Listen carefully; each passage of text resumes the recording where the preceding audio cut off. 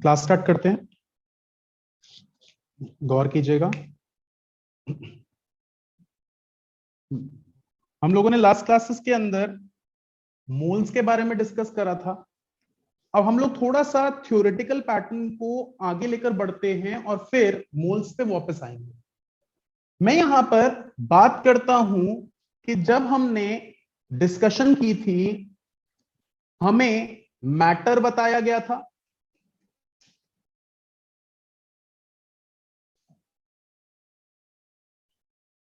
उसके साथ हमें जब मैटर को क्लासिफाई करवाया गया था क्लास 9th में, तो it was on the basis of state. तो सॉलिड, लिक्विड एंड गैसेस। इसके आगे जब हमने देखा तो मैटर को on the basis of particle भी क्लासिफाई किया जाता है, दैट इज एज एलिमेंट और कंपाउंड। आज हम क्या करते हैं, हम दो क्वांटिटीज को आपस में मिक्स करते हैं। वो दो या इनफैक्ट दो से ज्यादा एलिमेंट्स हो सकते हैं, कंपाउंड्स हो सकते हैं, एलिमेंट एंड कंपाउंड हो सकते हैं। किन्हीं भी दो या दो से ज्यादा मैटर को अगर मैं मिक्स करता हूं, ये प्रोड्यूस करते हैं mixture. When two or more substances are mixed together in any proportion, they are referred to as mixture. Mixtures are of two types. One is heterogeneous mixture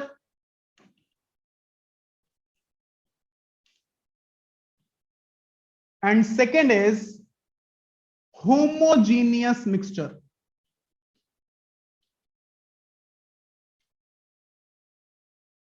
जहां पर आप हेट्रोजीनियस मिक्सचर की बात करते हो तो दो क्वांटिटीज कैसे भी मिक्स कर दी।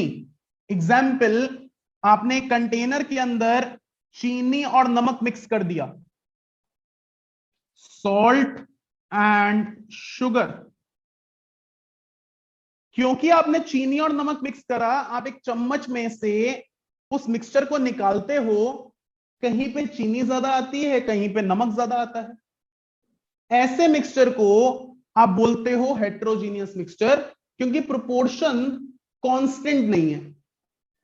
लेकिन जब आप एक गिलास पानी लेते हो और उसके अंदर डालते हो ऑरेंज फ्लेवर का ग्लूकॉन डी, चाहे एक चम्मच डाला हो, चाहे 2 चम्मच डाले हो, चाहे 5 चम्मच डाले हो, the colour is constant, the taste is constant. कहीं पर गाढ़ा, कहीं पे हल्का कलर नहीं होता, बल्कि पूरे के पूरे ग्लास के अंदर एक कांस्टेंट कलर होता है, जिसको आप बोलते हो कि it is a mixture at constant proportion. यानी जो मिक्सिंग हुई है हर जगह पर सेम प्रोपोर्शन दिखा रही है। इस टाइम पर पहला वर्ड कांस्टेंट प्रोपोर्शन। अब क्या होता है, जो पानी है वो स्पेसेस प्रोवाइड करता है, खाली जगह देता है अपने बीच में, और जो आप डाल रहे हो, सपोज आज आप ऑरेंज कलर का ग्लूकॉन डी डाल रहे हो, तो वो उन स्पेसेस में जाकर फिल होता है। जो स्पेसेस में जाकर फिल होता है उसका पार्टिकल साइज कम या ज्यादा हो सकता है, लेकिन अगर उसका पार्टिकल साइज बहुत छोटा है तो डेफिनेटली ये दोनों मिलकर बनाएंगे ट्रू सॉल्यूशन या सिंपली सॉल्यूशन। और ये कहलाते हैं, क्योंकि कांस्टेंट प्रोपोर्शन है, homogeneous mixture. A homogeneous mixture with small particle size is referred to as true solution और simply solution। जहां पर जिसको आप ऐड कर रहे हो, आज ग्लूकॉन डी ऐड करा, उसको आप सॉल्यूट बोलते हैं, और जिसमें आप ऐड कर रहे हो उसको आप सॉल्वेंट बोलते हैं। A homogeneous mixture at constant temperature and pressure, temperature vary करेगा तो चेंजेस आ सकते हैं। मैं कांस्टेंट टेम्परेचर एंड प्रेशर पे बात करूं तो the particle which is added is referred to as solute, to the particle which solute is added is referred to as solvent, और इनका दोनों का मिक्सचर कहलाता है सॉल्यूशन। मैं कुछ डेफिनेशंस बोल रहा हूं, आप लिखेंगे बेटा।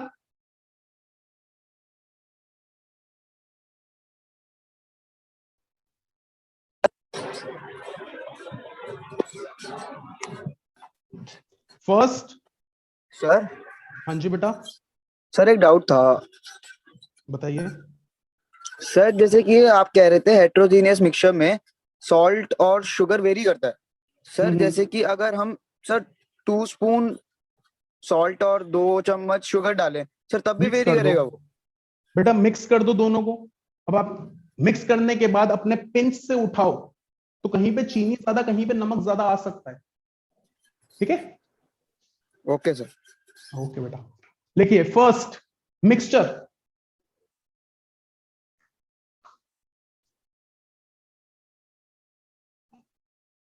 A mixture is when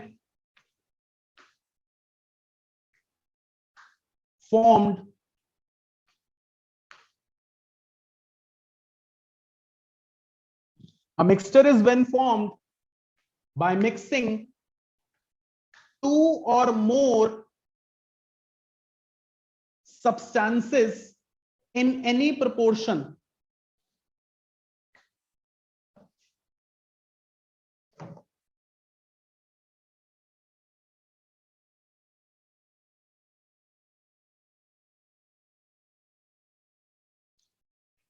next line। Mixture are of 2 types, homogeneous and heterogeneous। Sir, repeat. Mixture are of 2 types, homogeneous and heterogeneous।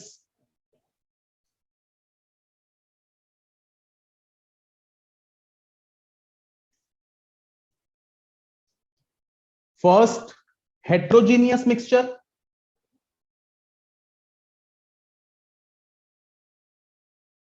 when 2 or more quantities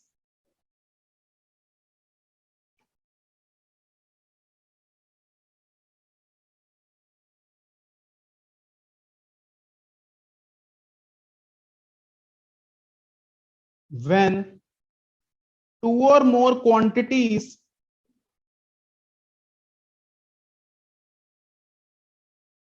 are mixed in any proportion,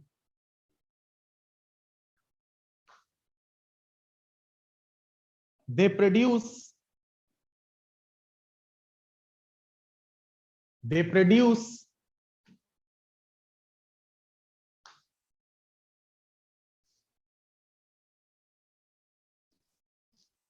heterogeneous mixture।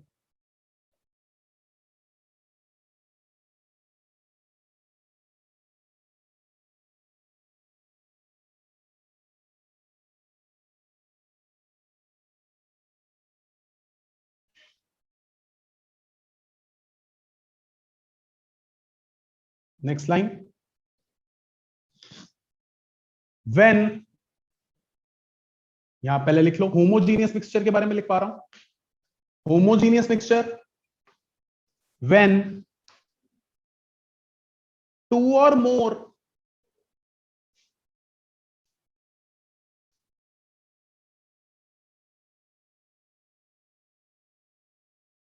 quantities are mixed in a constant proportion.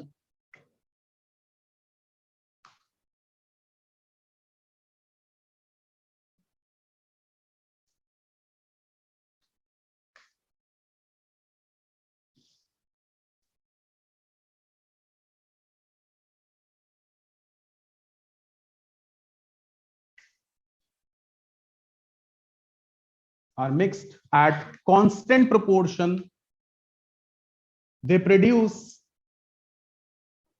homogeneous mixture.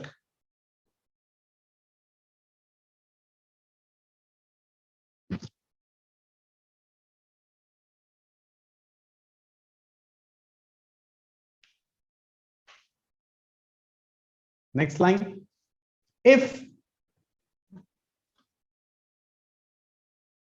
the particle size, if the particle size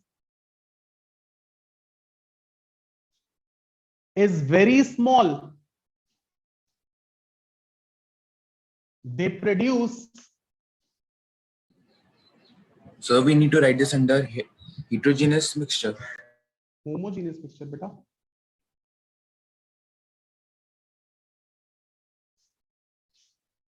मैं दोबारा से बोल देता हूं, मैंने heterogeneous mixture बोला when two or more substances are mixed together in any proportion they are known as heterogeneous mixture। फिर मैंने बोला homogeneous mixture when two or more substances are mixed at constant proportion, तो ये homogeneous mixture। और उसके नीचे when the particle added is so small then homogeneous mixture is said to be true solution or solution।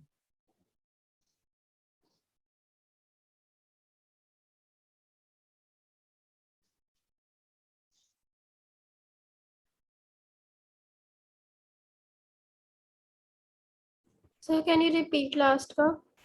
बिल्कुल बोलता हूं बेटा। When particle added in a homogeneous mixture is so small, it is known as true solution or solution।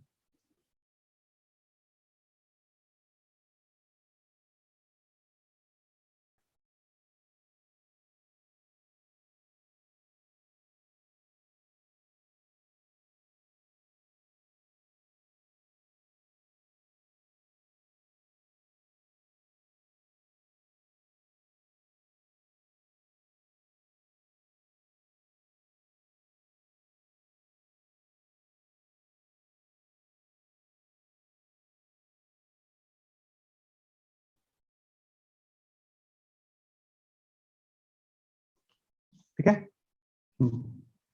अब देखिए बेटा, हम लोगों ने ट्रू सॉल्यूशन की बात कर रहे हैं, या सिंपली इसको आप सॉल्यूशन बोलते हो।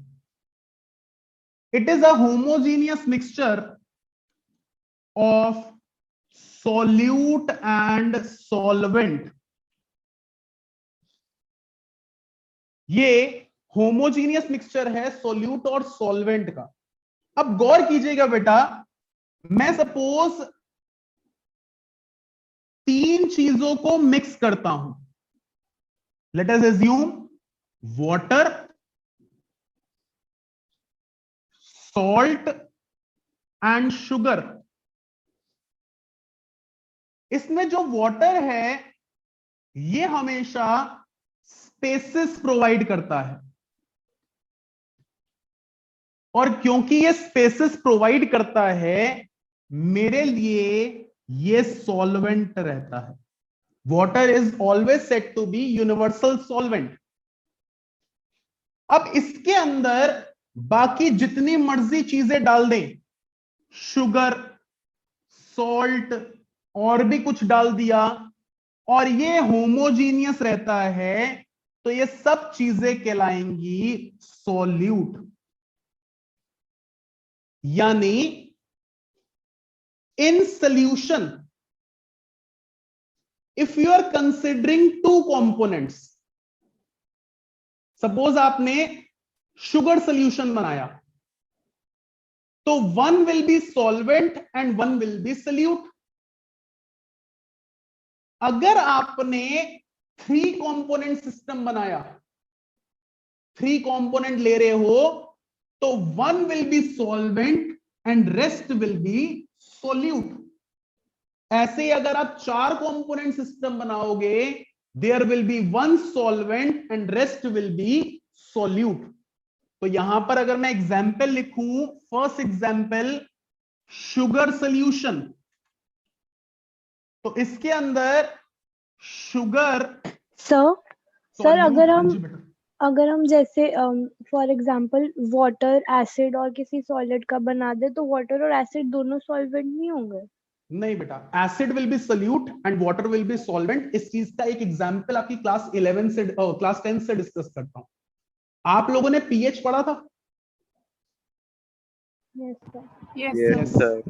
Acid added to water forms acidic solution, याद आया? Acid added to water, acidic solution बना, तो acid is solute and water is solvent. किसी को यह भी याद होगा, थोड़ी थोड़ी टर्म्स में लेकर चलता हूं। किसी को पता है किसी एसिड का पीएच क्या होता है? 1 to 7, मतलब 7 से नीचे। So less than 6. Less than 6, 1 to 7। कोई और? Less than 7। सर 3 से कम। 3 से कम। कोई और? जसकरण, सान्या? सर मैंने तो बोला लेस देन 7। अच्छा, आपने बोला। दीदी, सिर्फ एसिड का कोई पीएच नहीं होता। यस सर, डाइल्यूट पीएच होता है एसिडिक सॉल्यूशंस का। जब तक आप एसिड को पानी में नहीं डालेंगे, वो टूटेगा नहीं। वो H+ आयन पानी में कंट्रीब्यूट नहीं करेगा, तब तक उस सॉल्यूशन का पीएच नहीं होता बेटे। तो एसिडिक सॉल्यूशंस का पीएच होता है, यानी acid when added to water, acid is solute and water is solvent. याद आया सान्या? हाँ जी सर। जी, सबके साथ बात कर रहा हूं बेटा, आगे बड़ी सारी चीजें जुड़ेंगी। पीएच सॉल्यूशंस का होता है, सॉल्यूशन में सॉल्यूट सॉल्वेंट होता है। एसिडिक सॉल्यूशन में acid solute, water solvent. Basic solution में बेस सॉल्यूट, वाटर सॉल्वेंट। आज यहां पर शुगर सॉल्यूशन लिया है, शुगर सॉल्यूट, वाटर सॉल्वेंट। ये है 2 component system.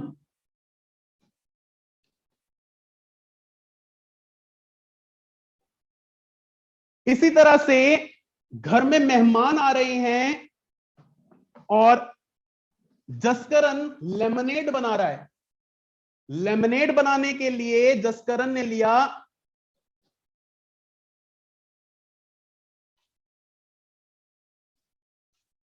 Lemon juice, sugar, salt और सब कुछ किसमें डाल दिया? पानी में। तो ये सारे के सारे बेटा क्या हो गए? सॉल्यूट। और पानी क्या हो गया? सॉल्वेंट। तो आज मेरा लेमनेड 4 कंपोनेंट सिस्टम है। तभी मुझे स्मृति कहती है सर मैं तो नमक के बिना वाला पीती हूं लेमनेड।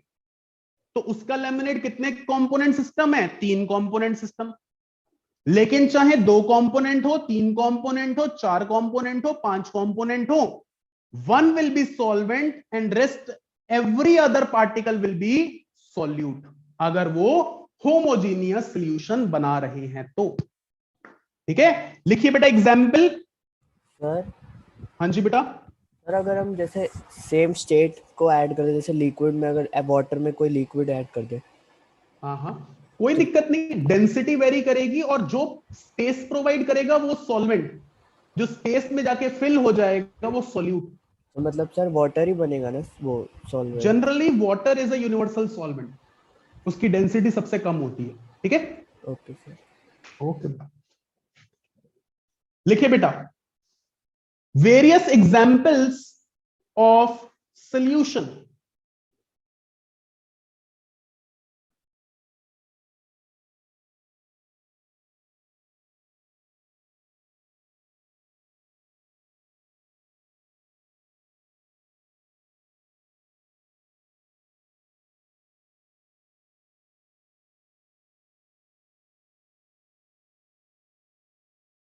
फर्स्ट, शुगर सॉल्यूशन आपके सामने है, जूम कर देता हूं, आप कॉपी करेंगे बेटा।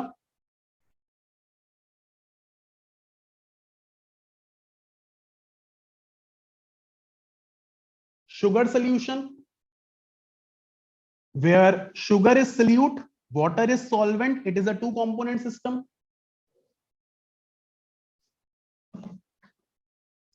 Second, lemonade solution लिख सकते हो, where lemon juice, sugar and salt are solute, water is a solvent and it is a four component system.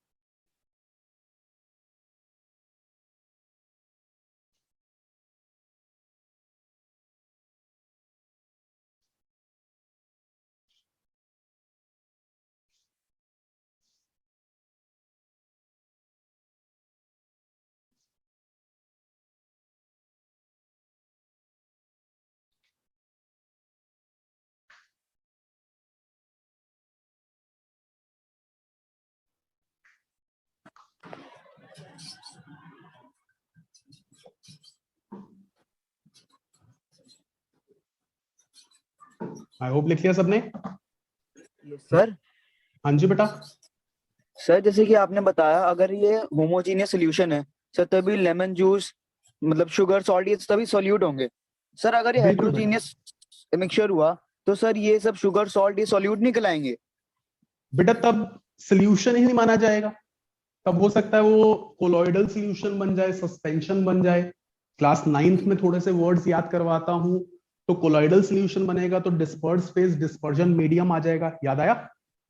Yes sir. ठीक है ना, तो मैं अगर वर्ड सोल्यूशन लिख रहा हूँ ना तो अपने आप में वो होमोजीनियस मिक्सचर है, हर जगह पे हर एक चीज कांस्टेंट तरीके से लगी हुई है, यानी उन स्पेसेस में फिल्ड है। अगर पहली लेयर में 10 स्पेस हैं और 10 में से 4 जगह पर सॉल्यूट है तो दूसरी लेयर में भी 10 स्पेसेस में से 4 जगह पर ही सॉल्यूट होगा, यानी इट विल मेंटेन होमोजेनिटी। ठीक है Sir, हाँ जी Devansh. sir, what is the example of heterogeneous solutions There are like mixtures many examples, sugar like and salt. marble and water? हाँ हाँ डेफिनेटली। Okay, sir. So इसमें ये याद रखना है like वो identify हो जाएंगी दो अलग अलग components, right? कह सकते हो आप, Okay, ठीक है ना। एट टाइम्स कोलॉइडल सॉल्यूशन में भी आइडेंटिफाई करना ना थोड़ा सा डिसरप्ट रहता है, बट ट्रू सॉल्यूशन में तो बिल्कुल ही नहीं दिख पाता। ठीक है, चलिए अब इससे आगे बात करते हैं। एक स्टेटमेंट और लिख लीजिए फिर। हाँ बताइए बेटा। I said okay, sir. Okay हाँ, एक स्टेटमेंट और लिख लीजिए, water is a universal solvent.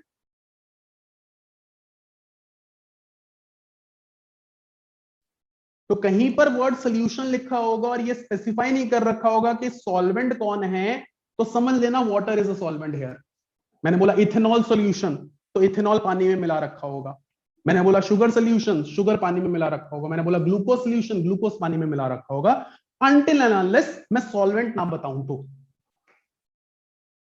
ठीक है, चलिए इससे आगे बात करते हैं। अब देखिए,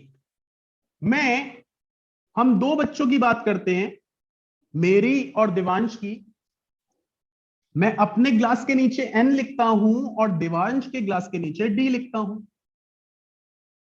हम दोनों बाहर से खेल कर आए और दोनों ने ही ऑरेंज फ्लेवर का ग्लूकॉन डी पीना सजेस्ट किया।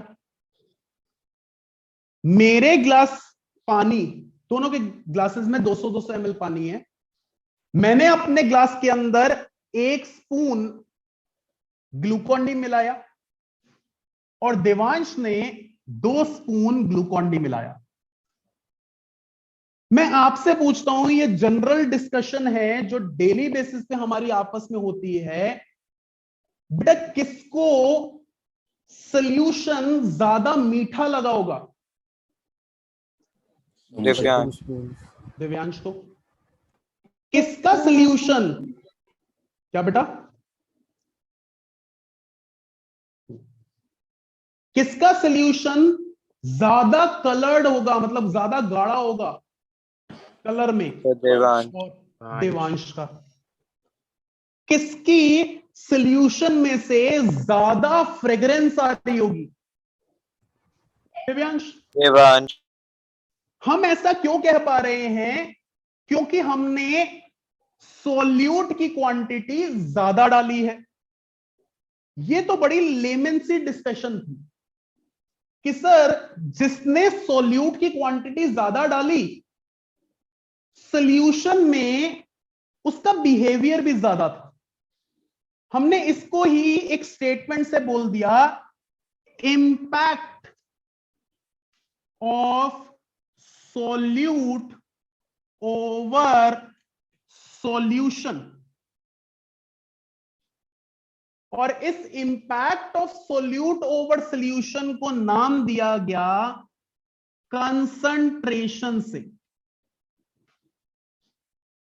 जितना सॉल्यूट का इंपैक्ट सॉल्यूशन पर ज्यादा होगा, कलर, टेस्ट, फ्लेवर, मैं बोल पाऊंगा वो ज्यादा कंसंट्रेटेड सॉल्यूशन है, और जिसका इंपैक्ट कम होगा मैं बोल पाऊंगा लेस कंसंट्रेटेड सॉल्यूशन है। कंसंट्रेशन को हम कैपिटल सी से डिनोट करते हैं और मैथमेटिकली इसको हम बड़ी सारी टर्म्स से रिप्रेजेंट करते हैं। जनरलाइज करने के लिए mathematically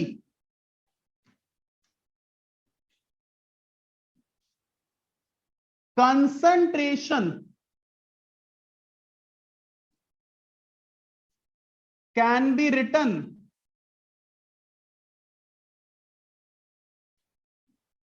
as ratio of solute to solution। जितना सल्यूट क्वांटिटी में ज्यादा होगा उतना सॉल्यूशन पर इंपैक्ट ज्यादा होगा। यह एक सिर्फ मैथमेटिकल एक्सप्रेशन है। इस एक्सप्रेशन को बड़े सारे तरीके से प्रेजेंट किया गया। वो बड़े सारे तरीके थे।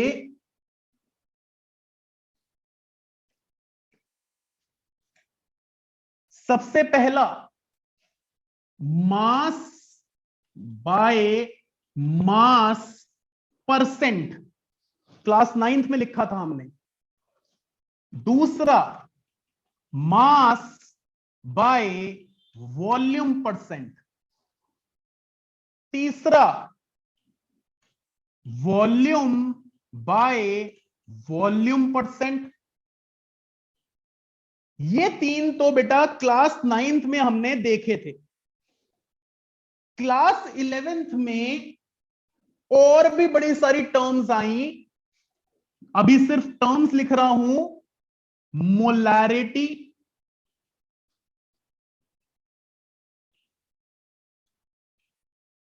मोलैलिटी,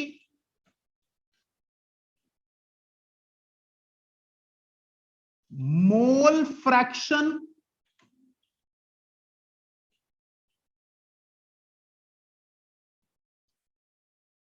नॉर्मैलिटी,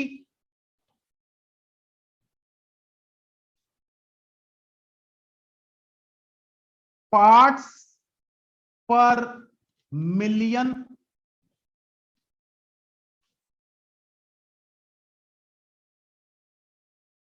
डीमल और फॉर्मेलिटी।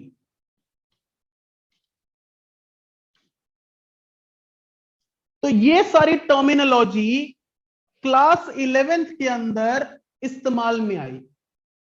दिव्यांश कहते हैं सर 10 तरीके के नाम क्यों दिए गए? बेटा जब हम लोग आज की बात करते हैं तो it is very easy to communicate. In fact इस 1-1.5 साल में तो कम्युनिकेशन और आसान कर दिया गया है। We people are taking classes online, बहुत आसान कम्युनिकेशन है। इनफैक्ट इस ऑनलाइन क्लास के अंदर मेरे पास कोई यूपी से बच्चा हो सकता है, मुंबई से बच्चा हो सकता है, वेस्ट बंगाल से बच्चा हो सकता है, इनफैक्ट इंडिया से बाहर दुबई से बच्चा हो सकता है, एंड सो ऑन, जो सीबीएसई पढ़ रहा हो। तो कम्युनिकेशन चैनल बहुत आसान हो गया।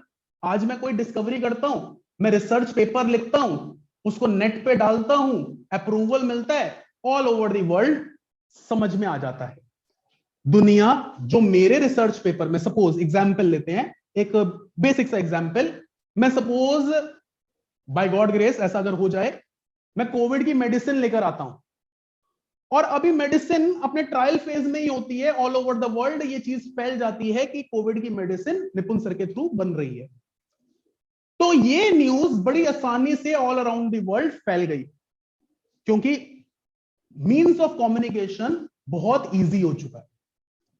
लेकिन आज से 20 साल पहले, 25 साल पहले, 50 साल पहले की बात करें तो मोड ऑफ कम्युनिकेशन इतना इजी नहीं था। वो हम अपने एक तरह से, जब हमारे ऊपर रूल किया जाता था ब्रिटिशर्स की तरफ से, ब्रिटिशर्स जनवरी में कोई पिटीशन फाइल करते थे, कोई स्टेटमेंट देते थे इंडिया के अंदर ये होना चाहिए, तो शिप के थ्रू चीजें मोबिलाइज करके जाके जुलाई या अगस्त में आती थी।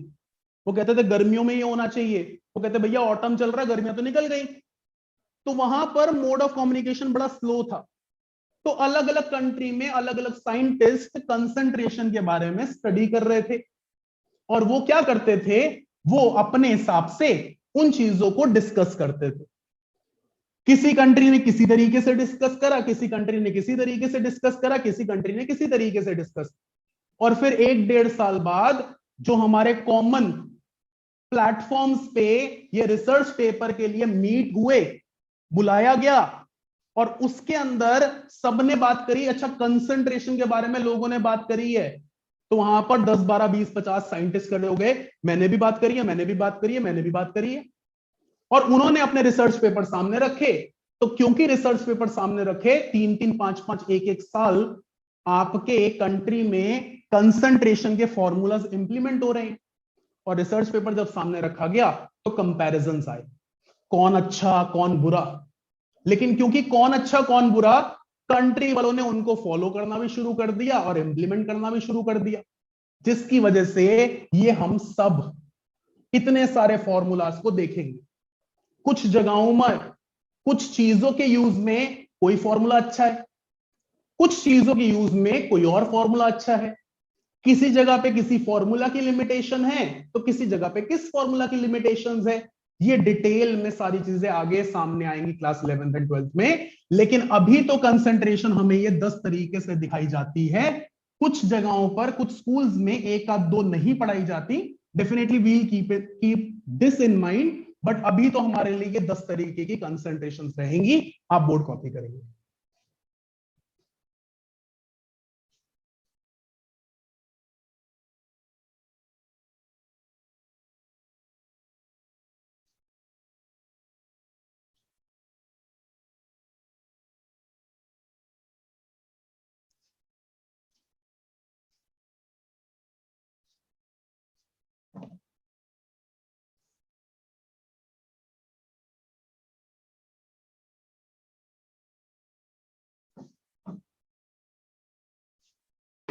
सर जी बेटा।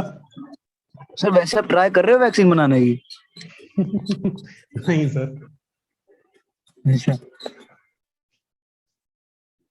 टू मेक क्लास लाइवली, और हर एक चीजों को बिल्कुल आपके डेप्थ तक।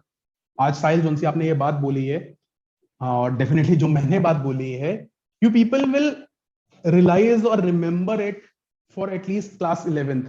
तो आप तब याद करोगे, अच्छा हाँ सर ने, निपुण सर ने कंसंट्रेशन की जब बात करी थी, 10 की 10 कंसंट्रेशन के नाम लिखवाए थे, तो उन्होंने बात करी थी कि उन्होंने कोविड की वैक्सीन की बात करी थी।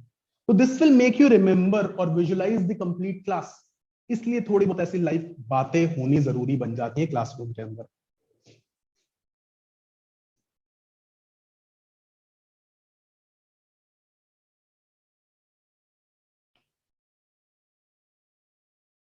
बेटा please, molarity capital M।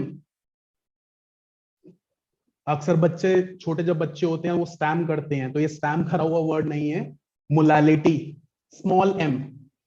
Mole fraction, इसका करेक्ट सिंबल तो ईटा होता है ये, बट हम लोग x से भी डिनोट कर लेते हैं, ठीक है। नॉर्मेलिटी कैपिटल N, पार्ट्स पर मिलियन ppm। जनरली अगर आप भी सर्च करेंगे ना, मेरे घर में गंदा पानी आ रहा है, तो गंदा पानी मेरे लिए कितना हार्मफुल है, उसके अंदर कितना गंध की कंसंट्रेशन होनी चाहिए, आप अभी नेट पे टाइप करें तो वो कंसंट्रेशन ppm में दिखाता है। Demal capital D, formality capital F। हालांकि ये दोनों अभी हम नहीं पढ़ेंगे क्योंकि ये एंट्रेंस के पॉइंट ऑफ व्यू से है, डिस्कशन ब्रीफ में रख देंगे, बट एंट्रेंस से भी ओमिशंस में आ चुका है, इसका क्वेश्चन नहीं बनता। दिस इज द वन जो एंट्रेंस में बहुत यूज होता है और बहुत सारे स्कूल के टीचर्स नहीं करवाते, बट मेरे को बहुत मजा आता है करवाने में। और एक छोटा सा टॉपिक रहता है, लेकिन ये बहुत अच्छा टॉपिक रहता है और आपका बेस बड़ा स्ट्रेंथफुल बना देगा ये टॉपिक। तो जल्दी से आप इनको कॉपी कर रहे हैं।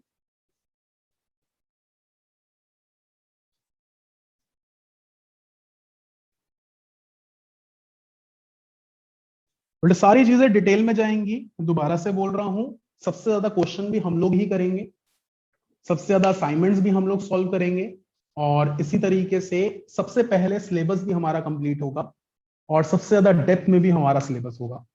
बट ध्यान रखना, हर एक क्लास को अच्छे ढंग से रिवाइज और रिकॉल करके चलना।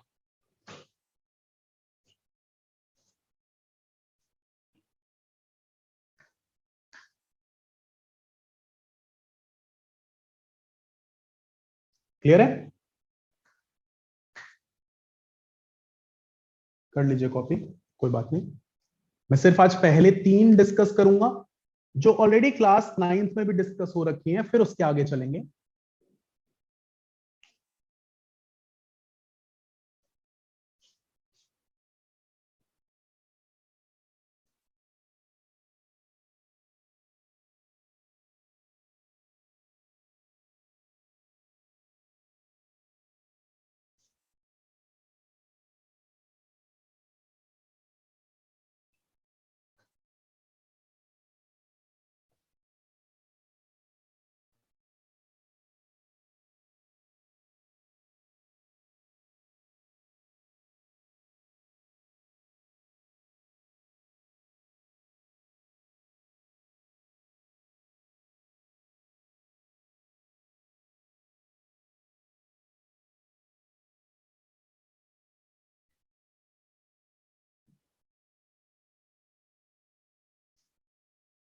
ठीक है,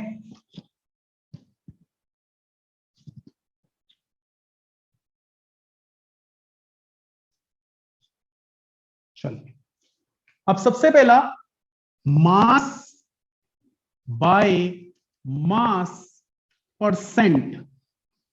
कुछ बुक्स में बेटा इसको m/m भी लिखा होता है और कुछ बुक्स में W/W भी लिखा होता है। बेटा W का मतलब होता है वेट, अगर किसी को पता हो W/W लिखा हो तो m/g/m/g, फिजिक्स लेकर आ रहा हूं, और g रिमेन्स कांस्टेंट, तो अपने आप में m/m ही होगा वो। ठीक है, ये छोटी सी चीज माइंड में रखेंगे क्योंकि कुछ बुक्स में W/W लिखा होता है, कुछ बुक्स में m/m लिखा होता है। तो इसका फॉर्मूला क्या है? Mass of solute divided by mass of solution into 100। क्योंकि दोनों क्वांटिटी सेम है, दोनों बेटा ग्राम में हो सकती हैं, दोनों किलोग्राम में हो सकती हैं। तो मास बाय मास परसेंट का कोई यूनिट नहीं बनेगा। Second, sir can you please repeat this once again? मैंने छोटा सा बात बोली बेटा, mass of solute, mass of solution दोनों ग्राम में हो सकते हैं, दोनों किलोग्राम में हो सकते हैं, क्योंकि दोनों का यूनिट सेम है। न्यूमरेटर का यूनिट कैंसिल्ड बाय डिनोमिनेटर का unit, mass by mass percent का कोई यूनिट नहीं होगा। ठीक है सर लेफ्ट साइड पे अपने क्या लिखा है बॉक्स के अंदर? मैंने बेटा लेफ्ट साइड में क्या लिखा है कि कुछ बुक्स में m बाय m लिखा होता है, कुछ बुक्स में w बाय w होता है। तो Okay, m sir. By m mass by mass हुआ, w by w weight by weight हुआ, weight of solute by weight of solution. और वेट हमें पता क्या होता है, mass multiplied by gravitational pull, mass multiplied by gravitational pull, g से g cancel. ठीक है, okay sir. Mass by volume percent, तो ये m बाय v लिखा होता है, और ये mass of solute divided by volume of solution into 100।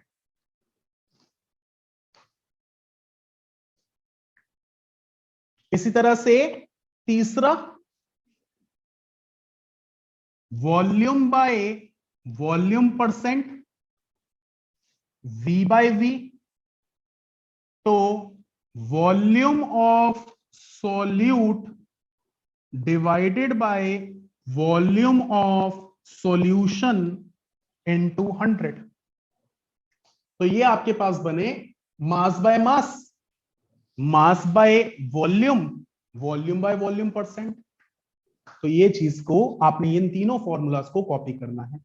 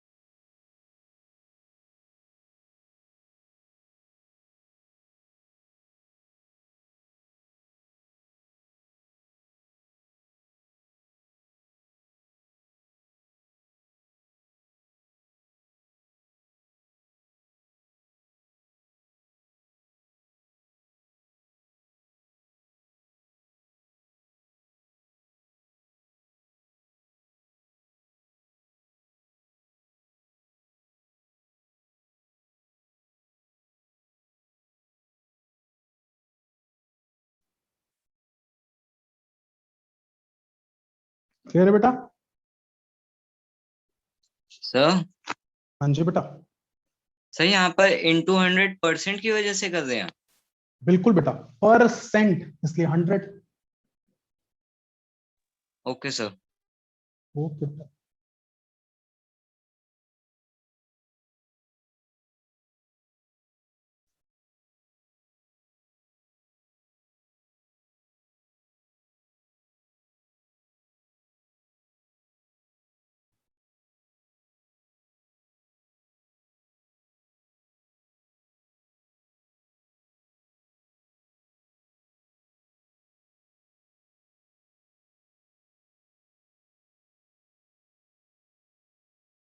Clear है?